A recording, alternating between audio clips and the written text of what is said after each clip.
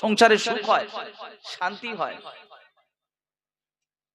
আল্লাহ নবী ফরমালেন, ও আমার সাহাবীরা, ও আমার সাহাবারা, আমি রাসূলুল্লাহ জানিয়ে দিয়ে গেলাম, যে সময়তে দেখতে পাওয়া যাবে যে ঘরেতে স্বামী স্ত্রী নামাজি, পিতা মাতা নামাজি, সন্তানেরা নামাজি, ওই সময়তে দেখতে পাওয়া যাবে সংসারে সুখের শেষ থাকবে না, সংসারে আনন্দ শেষ থাকবে না।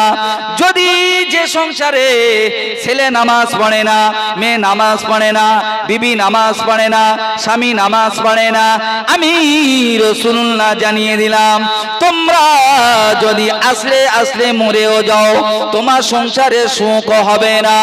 ও নবীর উম্মত, উম্মতিরা, আল্লাহ নবী তো বলেছেন, নামাজ আর বেনামাজি, নামাজি আর বেনামাজির মধ্যে পার্থক্য হলো সালাত। কাফের আর মুসলমানদের মধ্যে পার্থক্য হলো সালাত। একজন নামাজি, যদি একজন নামাজি হয়, সে যদি নামাজ পড়ে সে হলো ঈমানদার, আর যদি নামাজ না পড়ে নবীর ভাষায় সে বেঈমান।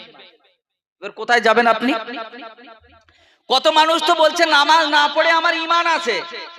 এবারে বলেন তো, নবী বলছে পার্থক্য হলো বেঈমান ও ঈমানের মধ্যে পার্থক্য হলো নামাজ। যে নামাজ না পড়লো সে কুফরি করলো।